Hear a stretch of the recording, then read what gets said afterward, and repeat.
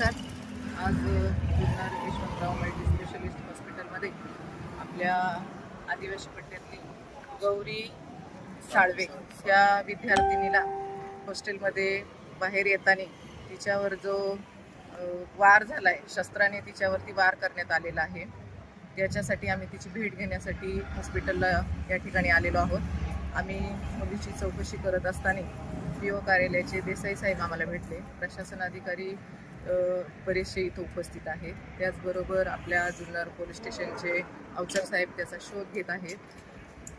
प्रशासन अधिकारी आहेत, अवचर साहेब त्याचा शोध घेत आहेत.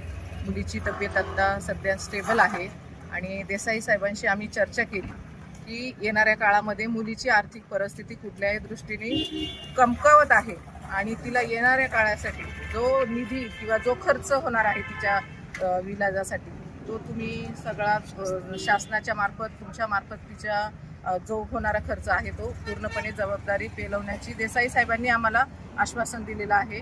आणि त्याच्यासाठी त्यांना जे प्रशासनाची गरज लागेल किंवा अधिकाऱ्यांची गरज लागेल किंवा या ज्या सहकार्याची गरज लागेल त्या भावनेने आम्ही तिची भेट घेण्यासाठी या ठिकाणी आलेलो आहोत.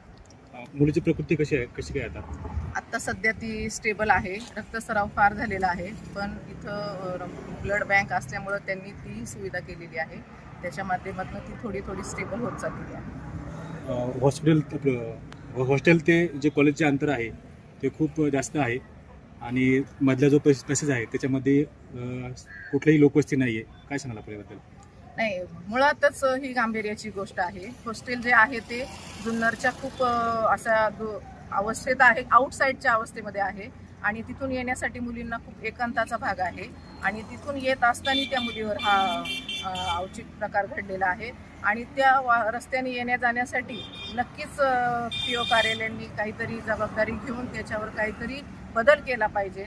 येणाऱ्या 2-3 दिवसाच्या कार्यकालामध्ये आम्ही पंचायत समिती या ठिकाणी मीटिंग आयोजित करून त्यांच्याशी नक्कीच या सूचना देण्याचा प्रयत्न करतो आहोत. ज्या मुलाच्या माध्यमातून करण्यात आलेली आहे, येणाऱ्या काळामध्ये त्याचा तपास चालू आहे. तो प्रशासनाच्या ताब्यात आल्यानंतर त्याच्यावर कठोर कायद्यानुसार त्याच्यावर कारवाई होणे आवश्यक आहे आणि असा विपरीत प्रकार पुढं घडला नाही पाहिजे याची देखील दक्षता घेतली पाहिजे. येणाऱ्या दिवसामध्ये तो भेटल्यानंतर त्याच्यावर दादांच्या माध्यमातून प्रशासनाच्या माध्यमातून त्याच्या गोष्टीला कुठंतरी वाव घालून त्याच्यावर कडक कारवाई करण्यात यावी अशी मी विनंती करते.